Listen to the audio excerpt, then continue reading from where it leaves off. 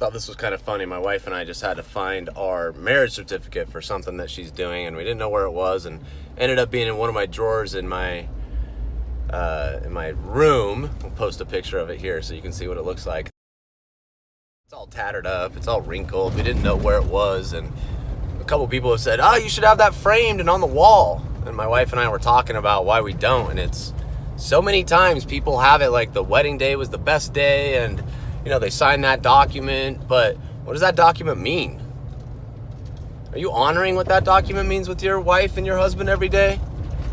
Are you being great with them like you promised? Are you loving them in sickness and in health? And when they're being a jerk, when they're not doing the things you want them to do, when they've changed, when they've gotten fat, when they've gotten ugly, when they've lost hair, that's pretty much the basis of my wife and I's relationship, and why it works is we just continually deal with what's not consistent with what we promised each other when we got married. Now, do we fight? Yeah, of course we do. She's married to me. Of course we fight.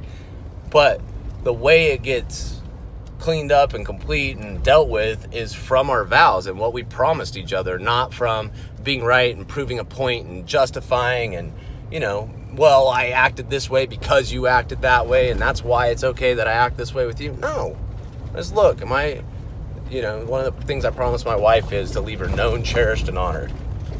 Known, cherished, and honored. So I got to deal with, even if my wife's not being a way that I like, am I leaving her known, cherished, and honored?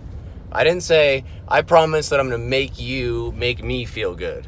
I'm going to make you deal with how I feel on a certain day. I'm going to make you deal with my happiness. I never said that. So, anyway, just a random thought when we were looking for our wedding certificate about what does that certificate actually mean, and are you honoring that?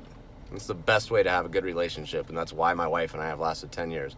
And, she's super patient.